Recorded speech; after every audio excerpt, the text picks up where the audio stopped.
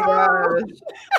That's so funny. Oh my God, we are so bad with tech. I know. I said, hi, everyone. We're back. Hello. Mika and Kira. We had a bit of a technical difficulty. We're live.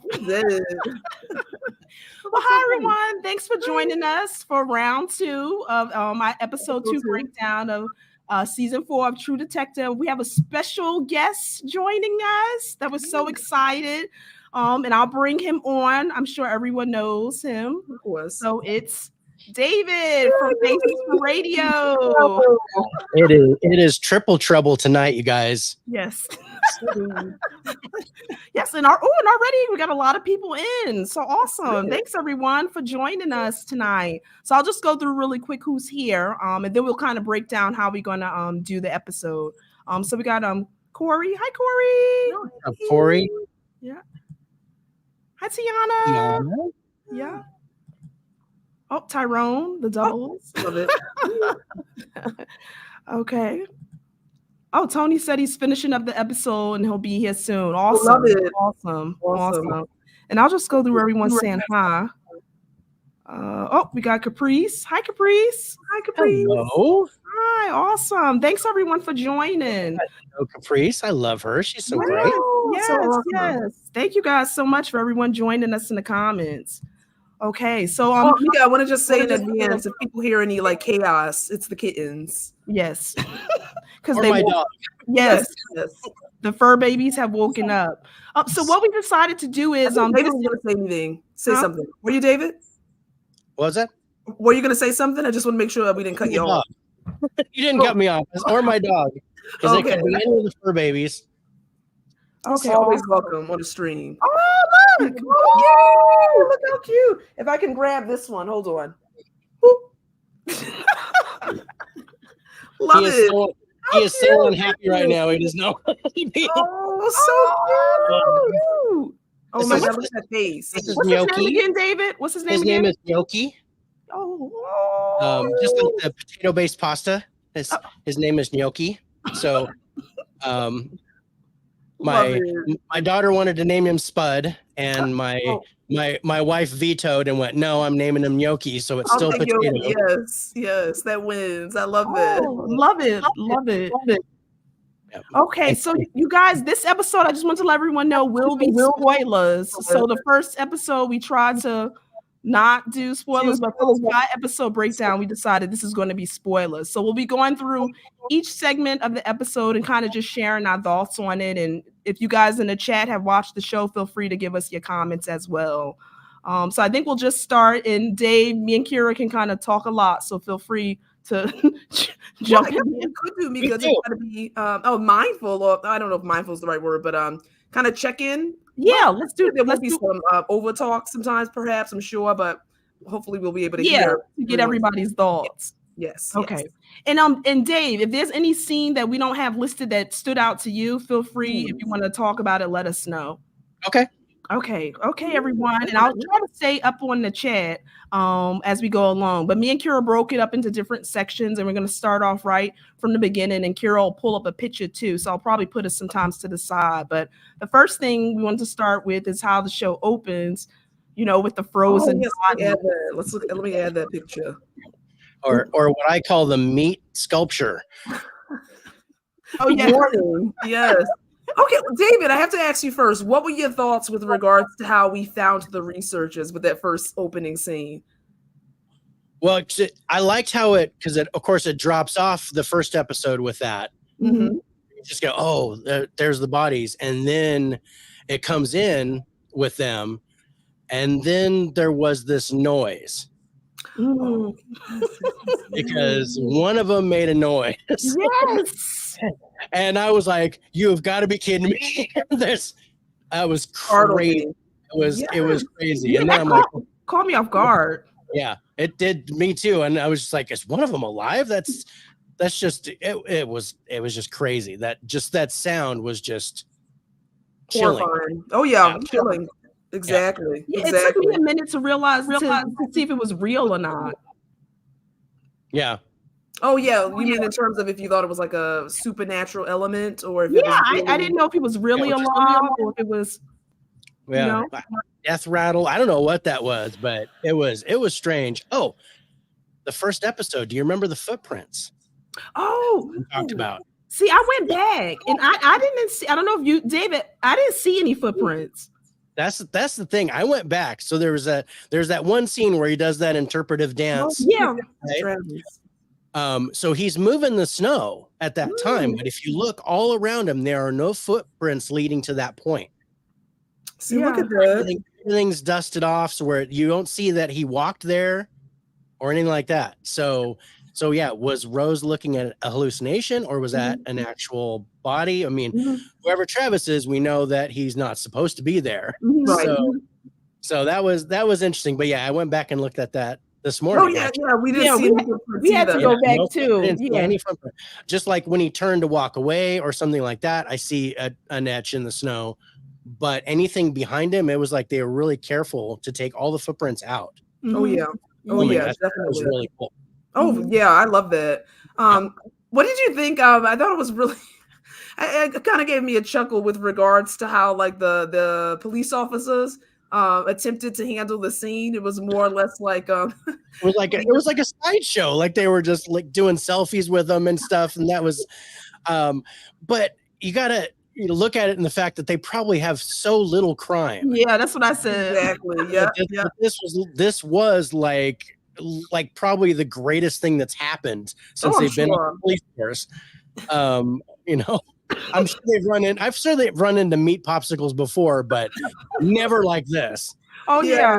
And one scene that had me cracking up was when one of the officers broke off. I think he broke off a hand, right? When he was like trying to move it. A hand or a finger or something. He was like, she's like, Wilson. And Jennifer, what did you just do? That was unreal. Yeah. Oh yeah. Corey said the cops are working on their IG posts. Yeah. They were trying to get followers. That's what that was. They were working on their TikTok. Oh my goodness. Yeah, I just was like I agree, David. I think that probably is the biggest thing that's happened in Ennis. That's the town's name, right? Yeah. Yes. Yeah. But it's almost like keeping everyone in line with regards to like take it seriously, you guys. This is serious. Yeah, I think right now Liz and Peter probably on the force are the ones taking the case the most serious. But I did love the opening. Another thing that stood out for me too was Navarro, where the clothes were kind of set aside. So because I think they all were found without clothes, right? Yeah. Oh yeah, they were all butt naked. So, and then, but yeah, all their clothes were folded. Yeah, right. Yeah, and there were 3 shoes missing. There was a couple of different things with the clothes that was really interesting as it moves forward in the episode. Yes. Okay. And anything else about the scene that kind of stood out from you guys? I love the opening. I love how we start right from the end of the first one and go right into the crime scene. Yeah. Oh yeah. Me too. I like how the episode continues like that. Because it doesn't like start you at a different point and then come back to it. It starts you right from where it left off. Right when you left off. Yep. Love that. Okay. Kira, were you going to say something, Kira? Well, I think we have one survivor, right? Potentially. Oh, yes. The survivor. Yeah, David mentioned. Yeah. Later, yeah, that comes later. But yeah, one of them was missing. Yeah. From the meat sculpture, there was one person that not accounted for. Okay, awesome.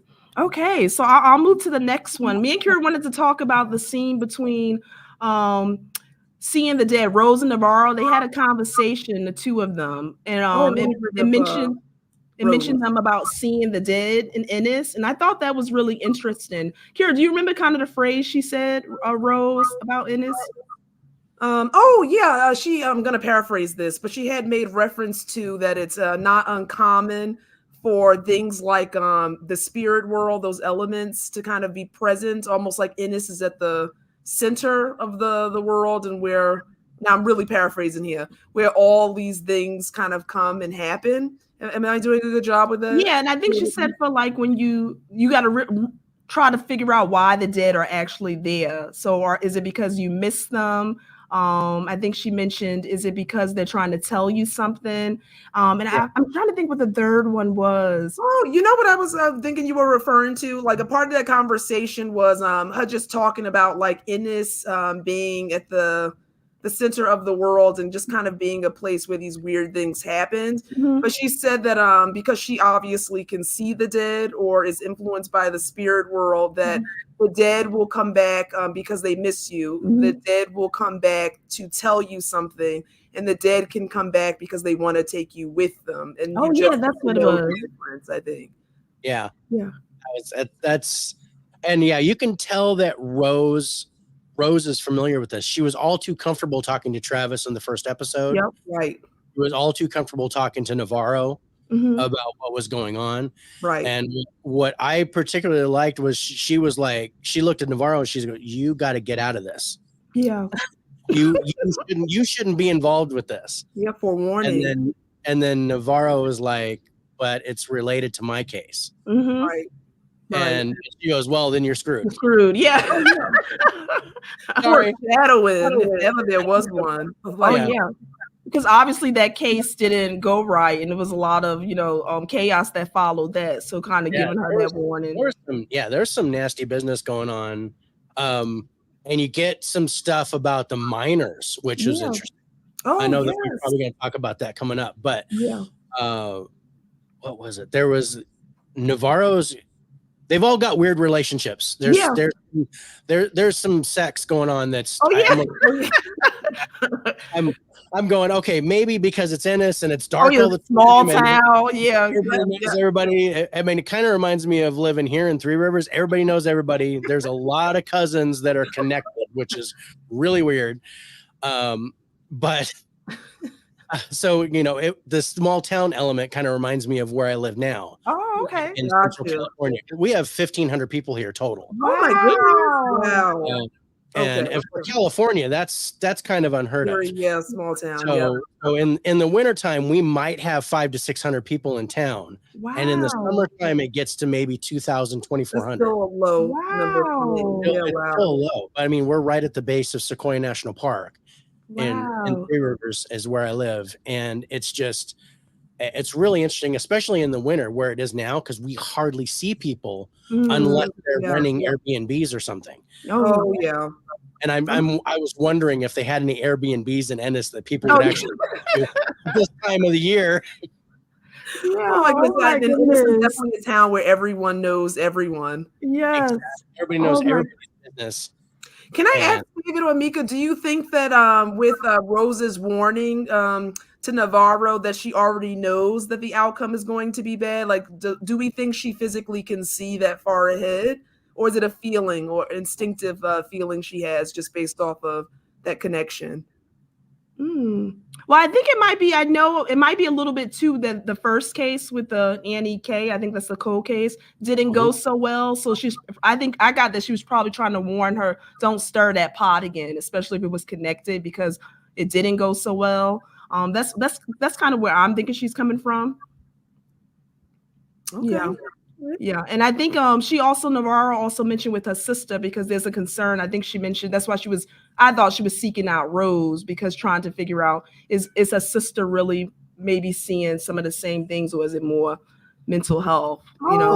Yes. And Rose did say that. She said, don't confuse the spirit world with mental health issues, and kind of insinuated that Navarro's sister, Jules, is experiencing a mental health related crisis more or less than connection to the spirit world. I think she said she sees a mother, right? Her mother's chasing her, their mom is chasing her. Something like that. Okay, let me just say some people came in. Let me just see who he's gonna say hi. To Tony. Tony came in. Hi, Tony. And then I think Holland came in. Hi, Holland. Okay, and let me see what Corey said. Some miss you, some need to tell you something, some just want to take you with them. You need to know the difference. Yes, thanks, Corey. Yeah, I was trying to figure out that last third part. I love that line. And I remember when she said it, I remember saying, ooh, that's interesting. Yeah. Okay, so I'll move on to the next one, you guys. I'll go to, and I always butcher the name of the research center, because I know the next time we see Liz, she's going to, I think, meet with a teacher. Bryce, right? And I think it's the research center, Tsalal. I don't know if I'm saying that right, but Tsalal. Tsalal. Yeah, Tsalal. Yeah, Tsalal. You put the T together, like almost like salad, only you just replace the T with an L at the end. Yeah, so instead of salad. Yeah, I like that. That's kind of where I put it, because I was like, yeah, okay, that's weird. Yeah, but she was curious too, because I know her and Peter are doing a little research to try to figure out what actually they're doing. You know what I mean? So she reaches out to, and it looks like, David, you mentioned about these relationships with the different townspeople. We see Liz kind of has a lot in this episode, but I got that there was something at one point with her and the Bryce. Well, that was evident. Yeah, right. Yeah, no, there was going on for sure. Yeah, with those two, because he actually thought that she came there to exactly. Yep. do some other business, and remember, he said, "This is where I work." Yeah. No, that's closed. I'm here to open up something else. But but she needed more information about what they were doing. Mm-hmm. Oh yeah, and he was on he said his background was geology as a geologist, but he did know a lot in terms of what they were working on. I had to take a note because it was so full. He said that well, I thought it was interesting that he described them as kind of like madmen, very reclusive, like keeping to themselves, didn't go into town, no visitors actually were there too, and they were there for what we assume to be a substantial amount of time. Mm-hmm. And they specifically were working to sequence the DNA from an extinct microorganism that could stop cellular decay. That's a mouthful. Yeah, so like curing cancers and all these things. Maybe. Yeah. But that just spells zombie for me. I'm just thinking zombies. I'm thinking something's going to come back from the dead. Yeah. Right. And and with the sound that they made in the beginning, I'm like, okay, this is tying together for me. Is this going to be a zombie or something? It's just really funny. But yeah, and we got Dell came in. Oh, yep. Dell. One of my best friends on here, and then Tony's back. Hey, Tony! Oh my goodness! So he finished the episode. He must have finished the episode. Yep. Oh yeah. Because I'm trying to always, between each episode, try to tie in. So is the work that they did somehow related to what's going on right now? That's what I'm trying to figure out. So I was trying to piece that together. Okay, so something like you said, Dave, with decay, trying to figure out what some microorganisms. And again, I just love that supernatural play. Like, is it supernatural? Is it something like physical, taking someone out? Right. And with Annie K, because we know now that the tongue belonged to her. Yes. With Annie K, was there? I mean, you'd think that there was something sexual going on with one of the researchers. Yep. Or going back to the first episode when the dude was shaken and said she's a witch. Yeah. Is that Annie K? And that's what I thought. Yes, David, I was thinking about that. Yeah. And again, don't forget we're playing with these supernatural elements. Yeah, but as soon as I heard microorganisms, I'm like, oh my god, this is like a foreign species. Yes. That's like a thing almost when you think about it. Yeah, no, definitely. That's what I got. That makes a lot of sense too. There's a horror movie called The Thaw. I don't know if you've ever seen it. I saw that. I still have to see that. With Val Kilmer, and it was they find this woolly mammoth. And defrosted. Defrosted, and there was an organism in it, like a virus that spread and like infected him, and that started spreading, and they were trying to get out, and it was crazy. I enjoyed that one. That was better than I thought. It just came in. I blind bought it, and man, it was good. But look at that. I gotta watch The Bay is another one. That's a found footage one about the Chesapeake, where there's write that one down. It started. It was actually originally done as a documentary. But nobody wanted to fund it. So they turned found footage, David, or no? Yeah, found footage. Yes. So they turned this documentary that no one wanted to buy into a horror movie, and then they bought it. So a lot of it is like real footage about what's going on with Chesapeake. They just turned it into I don't want to see that. Was infecting people and turning them into monsters. So that's up my alley. I'm definitely noted that one. Adele said, I haven't seen 1 minute of any episode of the show, but wanted to stop by anyway. Watch Adele. And then Corey said, Adele is worth checking out. Yes, definitely. Yeah, This is my favorite season so far. Oh yes, because of the supernatural elements. I loved season 1. Oh, my favorite so far. That was my favorite. I don't know how this is going to go. Oh, David, you thinking this one might outdo season 1? I'm thinking this one might outdo it with the supernatural stuff. I'm really digging it. Love it. Okay. I loved season 1. Okay. And I loved season 3. Season 2 with Colin Farrell, not so much. That was good, but it wasn't my favorite. Yeah, I hear a lot of people say that about season 2. Yeah. Yeah, they currently rank it 1, 3, 2. Yeah. Oh, so I'm excited. I'm like 1, 3, 2 now, but we're only 2 episodes in, so we'll see. We'll see how it shapes up.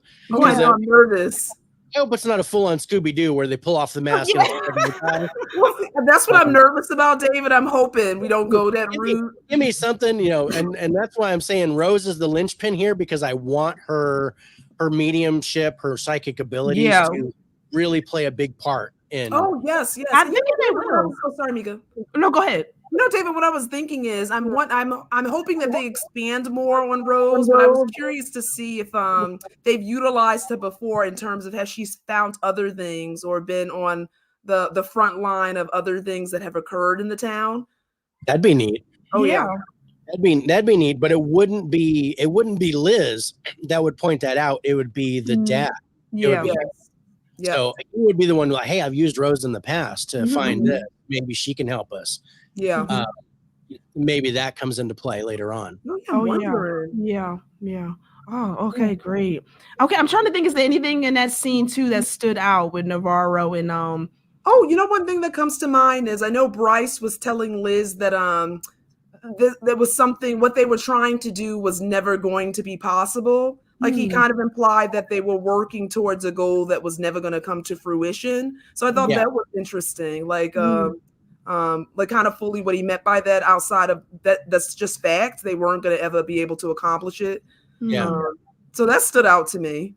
Yeah. And that, I don't know, that could have been, like a colleague being jealous or something like that. Yeah. But I think maybe he had a point. Maybe it's some kind of zero-sum game where it wasn't going to amount to anything. It's almost like trying to solve string theory, where they're never going to do it. But they kind of feel that it's there. It's just right out of reach. And I think that's probably what it is, where they're trying to do something that they probably can't do now. Right. Oh yes, look at that. That's a valid point. Oh yeah. And then Tony said, "I'm waiting for more backstory on Jodie Foster's character." Oh yes. She has sex with a lot of people. Me and Kira was like, okay, the first one was like, okay, teacher. The teacher. Well, Kayla's dad, and we don't know what happened to Kayla's dad. Yes. So what's up with that? And we got a lot of flashbacks in this with her dancing with him and things like that. The daughter reminiscing on stuff. Yeah. And since we talked about that, I'll just go to that one right now, the flashbacks. Yeah, there were a couple in this episode. It was a lot. Like David said, we had Liz. I think her ex-partner was Jake. I think she said the name was who we don't know what happened with. We saw them dancing because the daughter talks about them. Then we see a flashback with I think her and her son. I'm assuming it was her son. I'm assuming a son. Well, you know what I noticed, you guys? That must be. Did you guys pick up on the first episode when she woke up? She had said Holden. Like I remember her calling out that name. So I'm wondering now if the husband or the ex-partner was Jake, who we think is the daughter Leah's father, then Holden could have been the small boy that we saw in one of those flashbacks, who was maybe their son. Yeah, I don't know yet, but that's what I was thinking. It's like we're getting now pieces of seeing her with Jake dancing happy, a very different Liz. From even the exchange, we saw a very happy Liz with the small child, who presumably is Holden, perhaps. Yeah, and then I'm trying to think. There was another flashback. Navarro.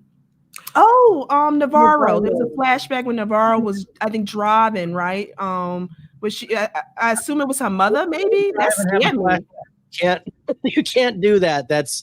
You're gonna wreck every time, and she almost did. Yes, that was a scary flashback. That was with the necklace, and whatever was connected to that was very interesting. And then but it upset her enough to where she chucked that thing. Oh yes. And you guys, I'm probably projecting here, but I'm thinking that's probably her mother. I could be alone on that, but the image was so scary with the image of the woman shaking, holding that necklace, that cross, I think, and then there's that quick image of the two girls embracing. I was wondering if that potentially was their mother, and then Navarro with Jules. Oh, that makes a lot of sense. That makes a lot of sense. I like that. I like that. I was thinking that. Yeah, and I can see. The mother had some kind of psychological disorder or something, exactly, David. Which is why the sister is going through that as well. But she keeps saying that she's not her mother. She keeps trying to. Exactly, David. Yeah, they're comparing the two mental illnesses, and the sister's refusing meds and refusing counseling, and and I really think that's going in the direction that the mother went. Yeah, right. So I think there's going to be something serious that happens with the sister. I do too. David, I'm prepping myself. I really, I'm worried about that, but I see that that's directly where we're going with Jules. Yeah, because where everything is supernatural. I agree with kind of Rose and feel like Jules is really more mental health issues, and because she had that bad experience in the previous hospital, like you said, David, she's just shut down to any type of medical intervention. So and Navarro's kind of doing that fine line, because I think, like you said, something big is going to happen there. Tony asked something interesting. He asked if the mother is still alive and maybe institutionalized. Oh, let me see. What do you think about that, David? We don't know yet what happened to their mother. We don't know for sure. According to the way Navarro speaks, she speaks like she's gone. Mm-hmm. Yeah, that's what I thought. Like she passed away, but she could be. That she's totally, just gone. I'm taking care of my sister now. We're ignoring that. That's right, David. And I remember now that she said the sister is like having those what I assume to be those visual hallucinations that the mom is chasing her. Mm-hmm. Yeah, so that's right, David. I think she probably is passed on. Oh yeah, like Tony said too, institutionalized, like just not herself anymore. She could be institutionalized and just catatonic. Not herself. Yeah, I'm interested to see what they do with Jules' character, because that's a fine line Navarro's walking, because she can't be with her 24/7. You know what I mean? But you can definitely see that she cares greatly for her and wants to protect her and support her choice in the matter, but understand she needs more help than she's willing to take. Yeah, she takes on the mom role, definitely. Yeah, totally. I also think that Annie K is kind of a pseudo sister. Look at that. So that she would, because she loved Annie K, and you can tell by the way that she pursues this case that she really loved her. Yeah. And I mean, I don't think relationship wise, but I think a sister. Oh, I understand. Yeah. And she just kind of recently got her sister. Yeah. Her sister was off somewhere. Yeah, often when she brought her. Yep. She has like an episode, and she goes to see her in the first episode. But I think that there's a commonality there, or a parallel between Kay and her sister. And like losing Annie K was almost like losing her sister, and now she's got. Look at that. Yeah, I like that. They're just like, hey, and Huck is in the house. Okay. So I'll move on to the jurisdiction. I was curious to see what you guys thought about Liz fighting to keep the case in Ennis. So we know that the captain, I believe, is one in the case. Connelly, if I'm not mistaken, is one of they going to Anchorage, where they have the manpower to probably deal with it and process it. But Liz kind of fights to keep it there. Any thoughts around why she's so adamant about that? Well, one thing that I thought I liked about that scene when the Captain Connelly comes in and he does highlight valid points. I feel like Ennis is not equipped to handle the scene in its entirety, and he made note they don't even have a forensic unit. And then we see kind of why it probably would have made more sense for it to go to Anchorage, although they improvised. I loved that Liz kind of was able to, again, on her game with pointing out to why they needed to stay in the jurisdiction. I almost feel like she took the case as a way to assert herself, honestly. I felt like especially that Hank character, people were kind of like, oh, kind of just give it up like that. And traditionally, that's what you want to do anyway. And I think it was such asserting, oh, no, I'm going to show you all and do the opposite. I'm keeping this case. But I could be my takeaway. Yeah. Now, I think for some reason or another, the captain feels that Liz always like ducks these cases. Yeah. Right. Like, and she was either demoted or moved out to Ennis to like get out of the captain's hair. And even though he hung around for a little yum afterwards. Oh yeah. Guy too. I didn't see that coming, David, at all. I mean, come on. Yeah, that's the guy number 2. Okay. At least that's 2 so far in the series, but we know there's at least been 3 to 4. Yeah. Oh my gosh, yes. But so anyway, she's she does that, but even after the act, he still said you would never take this case normally. Oh yeah. Like why are you doing this? And she's like, because F you, that's why. Yeah. And he read her mind. He's like, I know exactly what you're gonna say. Yeah, I got that too. And Tony said, I loved how Liz fought to keep it there and used the reason for her being transferred there she used against the captain. Oh yeah. And it was so ironic because he was the one who gave her the books. Oh yeah. It actually was outlining the code, the policy. Oh yes. Yeah. And hey, Bonnie said, I love how Liz broke out facts about how to process the bodies. Yep. This was one of the points that I wanted to make. I loved how she kept, when she was talking to Pete, she kept going, that's not the right question. Oh yes. Oh, that's gonna bring me to, let's go there. Dave's just getting us right to where we need to go. David. Yes. The order that you're going. Yes. So with the order. But yeah, it was and there was another, Navarro did the same thing. Do you remember later on in the episode? Oh Navarro yeah. was like, that's not the right question. Yes. Oh, Dave, great pickup. Yes. So there's a parallel there between those two. And there's definitely something that happened in the past. We know that Navarro was hung up on the Annie case so much that Liz like booted her and was no, and did not want her involved in this, even though she knew that the 2 cases were tied together until she couldn't deny it anymore. And then she was like, okay, you want to work with me or not? Oh yeah, definitely. And it's almost like it's meant to be. They know they're going to have to team up to solve this case against so much resistance. You know what I mean? This scene was awesome to me in the sense of what I liked about it. Well, again, I'm hoping you guys that Liz can see how much Peter really does kind of admire her and value like how much knowledge she brings to the field. But I love, this was like a teaching moment for me. Like really just having him really take on more initiative, like ask those questions, think harder, like and kind of commending him for thinking outside of the box and like being able to come up with the right way to ask the question based off what he was seeing. Yeah. And and the questions. Oh, go ahead, David. Go ahead. No, I love that. And it's and I love the whole, the way that she's, and this ties back to the first one when she knew exactly why, okay, we need to get someone because the mayonnaise is spoiled and all that. She knew all about that with the crime scene right away because she was asking the right questions. And then here she's projecting that to Pete. And even though his dad slaps the holy Jesus with him, he's still, we made a good point on this when you were talking about that Liz and Pete were the only ones that seemed interested in the case and solving the case. We were serious about it. And I really think Pete is serious about Liz and helping her. Almost like he's thinking of her as a parent figure. That's what I got. That's what I got. David. Yep. Yeah. Which is why he's kind of disobeying his own father in favor of her.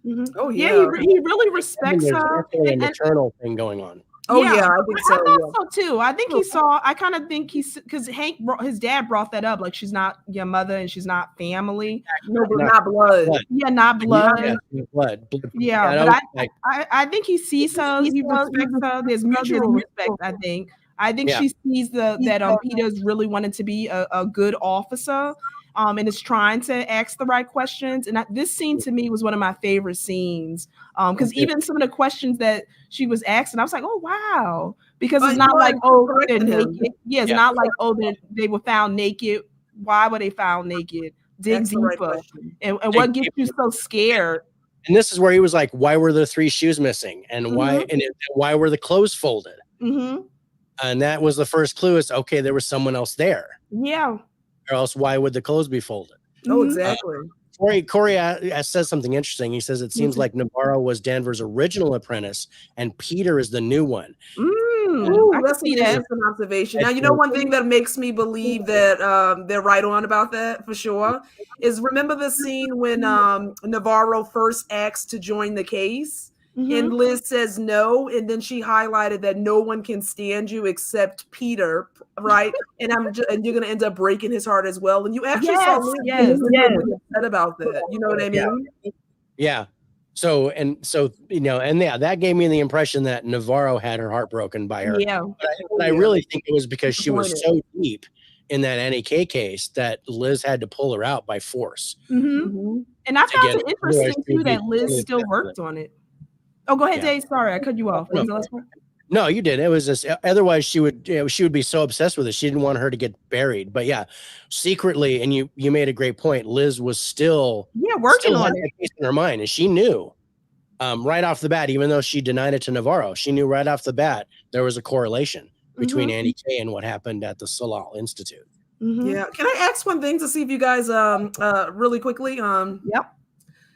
Do you think Liz, I think she does understand too for Peter that what his father's shortcomings are. Like I almost feel as though like she takes on an extra focus with Peter, probably because he is very much dedicated to his job, and he's literally at her side with regards to the work they're doing. But I definitely know that he sees his father's shortcomings, and that Liz is very conscious and aware of them too. So maybe that is a connection as well. He's being catfished, by the way.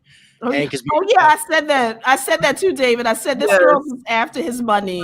Is after his money. She is not going to come and see that blue room. There's no. I don't think she's coming to Ennis. There's no Russian bride that's going to. No, she's just wanting your money. Yeah, as soon as he was sending the money, that poor man is just going to be taken for granted. I know. Tony said, I'm still trying to figure out what was going on with the drunk woman from the first episode that was in the truck. There was a lot unsaid there. Chambers. I got a theory. I got a theory too. Okay, now wait, David. Let's start with David. David, what's your theory? I wonder if it's aligned with Meek and I. Okay, I think that's what happened to Jake and Holden. Yeah. That's what I thought. Because she and this goes back to, I have just like an unnatural fear of guns, right? Like I can't be in the same room. If I see someone with a gun, I have to leave. I can't. And when I didn't know why.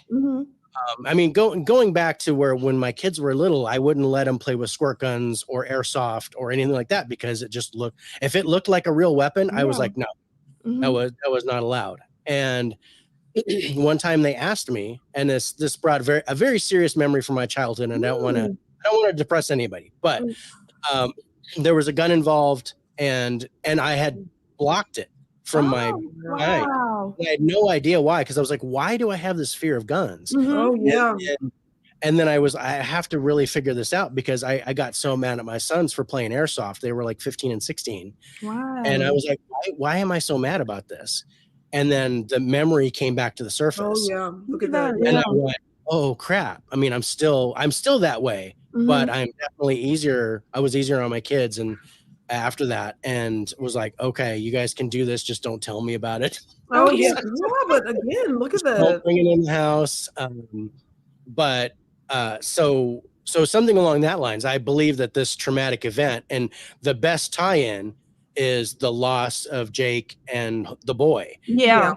And that was a drunk driver, and that makes a lot of sense, and that's why she was incredibly violent. Oh yeah, that's what I thought too, because even when she was walking before she arrested her, and her foot was on that Snow, you saw kind of like a foot on some glass, and even how Leah, her daughter, was acting. It made me think, okay, there's some kind of correlation between maybe this drunk driver and their loss. And then Stacey Chambers actually looks like this is something she does routinely. Like it's pattern for her. Because even I remember the neighbor yelling out the window if that was Stacey. And I said, oh, wow, she clearly. Stacey. Yeah, exactly. And that probably angers Liz even more. Like if we're making that link between how she probably lost those she loved to someone who's so careless with regards to how they choose to continue to engage. Yeah, and Corey said the same thing. I agree with Tony. I think there has to be something with Danvers' husband and son you saw in the flashback. Yeah. That's what I agree with that assessment too. That there was maybe a drunk driving accident. Does that match your theory? Yeah, that's what we thought. Yeah. Especially in the first episode when she pulls her over and there's that little bit of flashback with the broken glass, and then just how the daughter reacted, and how this is something visceral. She just kind of like froze and just like shook for a second, and then it was on. The lights were out, and she just like threw. Oh yeah. Yeah. I think Stacey said something about like if you guys remember, like she said something about her child doesn't want to she doesn't have the child, or the child doesn't want to see it, something like that. And then she tried to hug Liz. Oh yeah. Yeah, so it was almost just like again being careless, potentially even talking about that, and then trying to seek comfort for someone who probably was victimized as a result of similar actions. Yeah, and one thing I wanted to point out too, because Leah and Liz have a strained relationship, but in that moment when they almost got taken out by Stacey, I actually saw in that moment to me Liz really kind of compassionate towards Leah and really trying to ground her and kind of bring her back. Protective, yeah. So that's what I thought. But the question before we move from this, I love the question at the end of this interaction where Peter finally says kind of, what would make someone so scared that they go out into the snow without any clothes on, or that that's shoes on for where it was like, okay. Yeah, it was a good question. We did talk a little bit about this one, Hank and Peter's interaction. I think we kind of touched base on that one. Yeah. that was yeah. I don't know about Hank. Well, Hank is in this delusion. I mean, number one, that he thinks he's going to get Svetlana from Russia or whatever her name is. And is going to send money for her mom. But then on, the other side of the coin, like, why, when Liz asked for those files initially, he should have gotten them because, if nothing else, respect or not, that is his boss. Yep. Right. And he should have done it. So the fact that Pete had to sneak in and do it says something about Hank and the person that he is. Oh yeah, and why? One thing, you guys, I have to say, why are the files in his home to begin with? Like, not at least, why did he keep them? Well, there was a thing, like there was a flood or a fire or something, and he took those files home. Yes, but never returned them. And he never brought them back. So what's up with that? Talk about chain of command there in terms of And you know what? I wanted Peter to hit his father back, but there's obviously some respect there. Yeah, there is respect there. His dad. It's still his dad. And I mean, I would never, even to this day, I would never strike my father. Even me either. Yeah. Be mindful. Peter was even apprehensive, like getting the documents, and brought that up to Liz with regards to how much tension that could potentially cause. I think he said, "Don't ask me to do that." Yeah. And then, but he still did it because she's his boss and he respects her. So, there's a interesting triangle there. Oh yeah. Where I don't know where that's going to go. I hope Hank comes to his senses. Oh, me too. But it might be too little, too late, and Peter will strike back at him. Oh yeah. Oh yeah. I see that. Tyrone said aliens. LOL, it's aliens. I'm convinced. We shall see. Oh my goodness. I just see that guy from Ancient Aliens going. Oh yes, and we will see where this goes. Yes. Yeah. Okay, I wanted to talk briefly about that spiral symbol. What do we think about that? Let me see if I can pull that up. Okay. Yeah, I have an interesting. Okay, so why? So it's tattooed to that guy's chest. Yep. Right. So they found it on the guy's forehead. Forehead. And they found it on Annie, right? Yep. Annie K. Yep. Okay.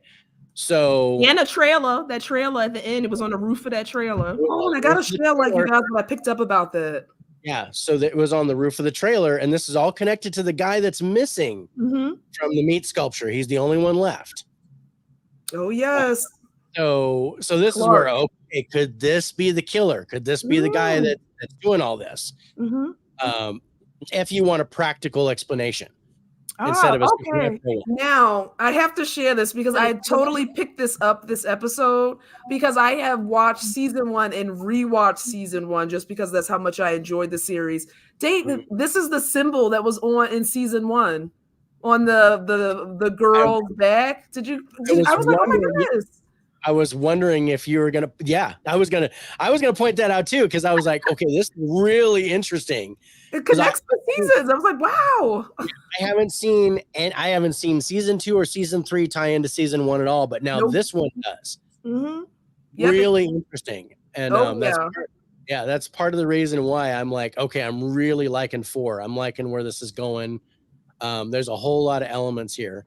Oh yeah, I'm intrigued now, just based off of that. And even some of like Navarro and Danvers exploring that trailer that apparently belongs to Clark, that missing researcher. It was almost like with the bones and things hanging, similar to how you found like the victim in season 1. Like I said, oh wow, I wonder how they're going to connect this beyond this point. Okay. Interesting, yeah. I've gone back and started to watch season 1 again. I should do that. I rewatched it again and just because of the season 4. I wanted to kind of just refresh previous seasons. I'm just thinking there's going to be more Easter eggs that are going to be season 1. And I did love that was an interesting connection that Annie K we know is connected to that Clark. You know what I mean? And they had something going on too. So that's interesting. Yeah, there was that picture. Yep, the picture. And I think that was Annie K, right? Yeah, that was Annie K in the picture. Yep. Spiral on her back. Yep. So I know it's fun. I'm just saying it's fun. The way this is going is fun. My detective wheels are turning. I know it's like you're becoming one of the detectives, putting all the pieces together. Oh yes. And my supernatural. Supernatural. Oh, feelers are up. Oh yes. All my psychic feelers are up on this.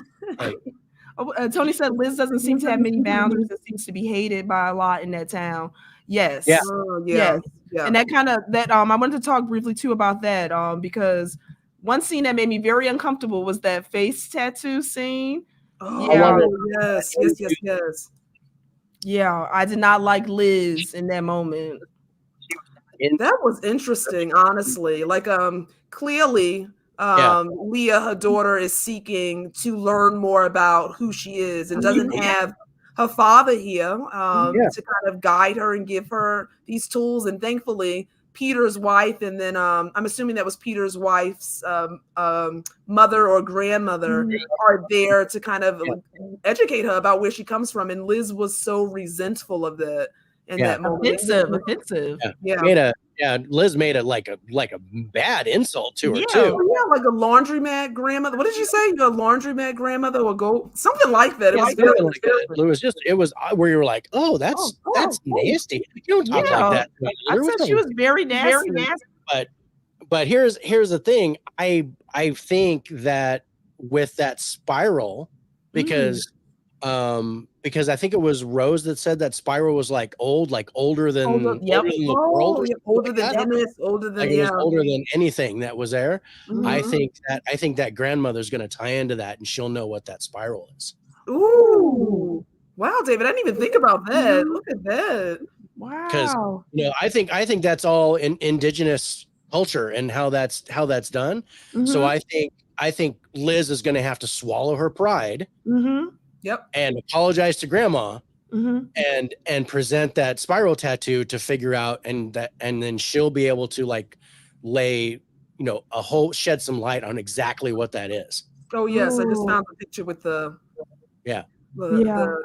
It was just marker too, and it was like temporary. She just lost her mind, and I'd be like, "No, explore your heritage. You need to do that." But yeah, there's something again tying probably into Jake and the boy. Yeah, that she's totally against anything indigenous, and that's probably why she's not liked.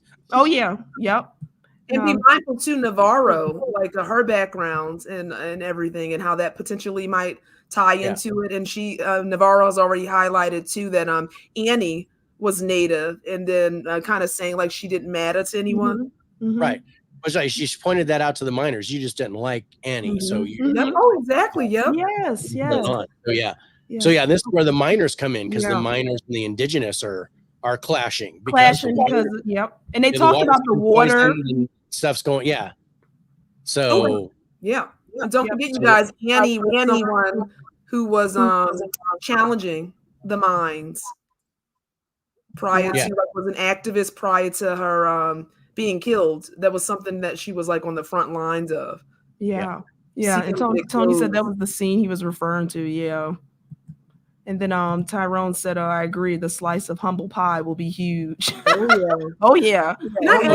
Do you guys, I foreshadow that there's going to be a scene where Liz and Leah come to heads. Like they're gonna have to literally butt heads and have I feel like the scene is gonna be unreal. Like I think it's gonna be explosive, honestly, because there's no way they can't actually have some type of confrontation. Yeah, Leah's trying, and like I said, Liz does these things where like putting out the Christmas tree is like kind of trying to be an effort, but she's obviously not trying to address what Leah wants to talk about, and it's this big loss that you kind of acting like doesn't exist. Oh yeah, she tried to ask Leah tried to ask her mom, Liz what was up, why was she acting that way toward the drunk driver, and Liz just shuts it right down. Look at Liz and Leah's relationship as a parallel to Hank and Pete. Oh wow, look at that. Because Liz and Pete are getting along. Yes. But Hank and Pete aren't, and neither are Leah and Liz. But Leah and Pete get along. Yeah. Oh yes, exactly. Wow. Oh, you know what part that was so like I said, oh my God, I just wanted to kind of strangle Liz. Do you remember when she first went into the ice skating rink and then Leah was playing hockey and came out and said, "Oh, did you see me play?" And she said, "No." You just shut her down. Yeah. I'm like, why do you treat Pete better than Leah? That doesn't make any sense to me. I mean, for all intents and purposes, this is your daughter, and this should not behave that way. And it looks like that she's been that way for a while. Oh yeah, like probably since Jake passed away. Yeah, like she's just really kind of rejected her and just kind of a helicopter mom, but at the same time not removed, really listening. Just and that's why I love the flashbacks too, because you obviously saw she was a fun, engaged, loving person, and kind of where she is now. And that was the whole point when Leah and Pete were talking, and she was that song was playing. And she's like, "Oh yeah, my mom used to dance to it." And then you got that flashback, and I was like, "Okay, so where's that Jodie Foster? Where's that Liz? That Liz. What has turned the milk sour with her? Something definitely, and I don't think it's just connected to the death or the disappearance of Jake and the boy. I think there's something else. I think so too. I think so too. Yeah, I think like so too. Heartened by something, and definitely. she just checks everything. Interesting. Yeah. Okay, so we hinted a little bit about this, you guys. So I kind of want to go over the to wrap us up. Kind of the last thing will be kind of that missing. Do we have that skating rink of them defrosted and kind of where we are? We have our meat sculpture. There we go. This gave me such Ding vibes. I was like, Ding, you know what I mean? Freaky. I mean, you put a flag there and it looks just like Iwo Jima. So what do we that ended, like when they were doing accounting and then you realize, wait, we missing someone. What were you guys' thoughts on that? Ooh, that was kind of freaky. Okay, so well, first of all, you guys, I do remember there is one. So technically, there's two missing. I don't know if you guys caught this. So Clark is missing, our main guy, and meshed and everything. But there is one that appears to have been like at the hospital. They don't know if he's gonna make it because don't you guys remember that call that Liz had prior to going seeing Bryce? Where she said, is he awake? Like, I think that was our screaming guy, if I'm not mistaken. Oh, yeah, because I remember her saying they're going to amputate something. The screaming guy alive because they really didn't say anything. It, David. Yeah, but that would be interesting. Okay. Was that just that's why I was wondering, was that a death rattle? Was he alive? Yeah. All he was, and they were like, okay, I don't know what's going on there, but yeah, they didn't really follow up on it until that call. And that didn't dawn on me until just now. When you mentioned it, just made me remember it when we were talking about the missing people. I was like, oh, the call. Yeah, because they said they were going to have to amputate something. Yeah, so that'd be interesting if they go back to that. Yeah. But what he said, if Effie comes to, exactly, what is he going to say? About what happened? And and then of course you've got Clark that's missing. Yeah. And I think, I don't know, is it too easy? Are we thinking, because they mentioned is that our guy? Is that too easy? It's low hanging fruit. It's gonna be something else entirely. But right now they need to find out what happened to Clark. And I think Clark is the one that turned around and did the she's awake, right? Yeah, that did that shake thing. Yep. So that was Clark. And of course they actually got that piece on the phone. When because they got the phone that when Pete went over and put on the phone up and had the video, and you saw that, and then the power went out, and I was like, oh, cool. So that's when Liz finally got that piece. Liz got that piece of the puzzle. So now that whole she's awake point is going to come into fruition in episode 3, I think. Ooh, I'm so excited for episode 3, you guys. I must say. Yeah, me too. I mean, Clark has a lot of connections to what's going on, but again, I agree with you guys. I think it would be low-hanging fruit. There's something there, but there's something else that's going to be the bigger picture. Yeah, no, I think Clark's been taken somewhere else. Stuff happened to him. Well, remember, David, Liz did say, is he still out there? Navarro is the one that thinks he's alive right now. So I like what David just said. He's been taken. I agree with David. I think he's like taken somewhere else. And what does that mean? Being removed, and why? Okay. Let me see. I just want to go through these comments. Corey said, I think, for Liz, I think she has been so hurt with her husband and son possibly dying, and she is maybe guarding herself with her daughter. Ooh, that makes a lot of sense, Corey. Yeah. Tony said, can't wait to hear what the survivor will have to say when he's out of a coma. Hopefully he'll come out. Hopefully he can give something. We don't know what state he's in. I know. Brain damage. We don't know what's going on. Yeah. Amputated. We don't know what's happening. I mean, we know he's probably going to lose his hands and feet for sure. Oh. Because that's what frostbite does. It takes the most extreme parts first. Yeah. But man, he said, I wonder if they all went batshit crazy, and I wonder if the surviving guy will just be a lunatic. I think there's more than one lunatic in that town. Oh yes. Agreed. I'm not talking about Navarro's sister. I think she is unfortunately just a sick girl, and she needs help. Yeah. But unfortunately, she doesn't want that help. Right. At least not now. Yeah. But Corey said he's liking the weekly release of the episodes, and I am too. Oh, yes. I'm enjoying it. That old love of like, I can't wait till next Sunday to watch the next episode. And I mean, I still do that on DirecTV instead of binge watch the stuff that I normally watch. I'd rather watch them every week so that I can digest them. I get that love can keep going. Oh, exactly. I love it. Otherwise, I'm just gonna I'm gonna blow out the season in like 3 days, and then I'm done. I'm going through. Yeah, that's what we said. I'm enjoying it because even too, David, like you said, it's great to even go back, like you said, and rewatch it and try to pick up things you missed, like the footprints. So I've been loving that because in between we've been going back and rewatching and kind of digesting it again. Yeah, and now going back to season 1 and looking at some Easter eggs and correlations between that one, that's going to be neat too. And I think that's why the symbols stuck out for me, because I have recently just rewatched season 1. So it's like remembering when it first came out and you watched it and how much time has gone by. It's almost like rewatching. I said, "Oh, I forgot about that. I forgot about that." Like it was fresh in my mind. Yeah. Now, before we wrap up, is there any other scenes that stood out? I think we kind of went through a lot, but what do you guys think? Oh, you know, one thing I'm leaning to maybe be like one of the people Liz probably had. Did it imply that the woman who owns the ice skating rink or a manager, she slept potentially maybe with her husband? Yes. Yep. That was number 3. Another. Yeah.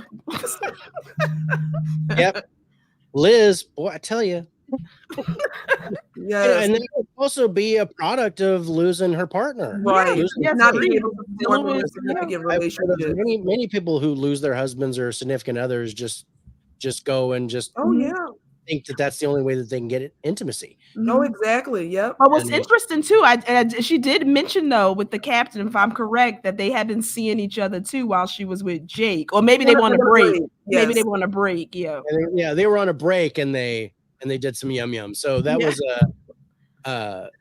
so there was, I don't know. Liz is a sex poodle. I think she just goes for any guy that's to get her needs met, and that's it at the moment. No entanglement, but no real serious commitment. Exactly. She just she wants the act, but she doesn't want the emotion involved. And I think that's kind of the same with Leah, where she doesn't want the emotion there. Oh, yeah, that's true. She doesn't want that expression of love either. Right. And maybe, and I think Corey or Tony said that. I think he nailed it. Where he was like, I think that they're, that love loss, she doesn't want to feel that love again. She doesn't want to feel that loss again. So she kind of puts up a wall. Corey said, I think Liz and Callie are kind of the same. They don't want to get too close to anyone. Oh yeah. So yeah. Oh yeah. And that guy. He means Navarro. Navarro. Yep. Yes. He made. Yep. Navarro. I think the same thing with the loss of Annie K and all that kind of stuff. I think Navarro and Liz are really kind of two sides of the same coin. Yes. Yep. I think so too. Yep. Yeah. Which is why they don't get along. Why they don't get along. That is. Yeah, but I'm enjoying it. I think I'm really, each episode to me, I know some people I've seen that don't really like the slow pace, but for this type of show, I think you need that. You kind of got to have those Easter eggs and build it up. But I'm loving it still so far. So I'm in the supernatural element is really.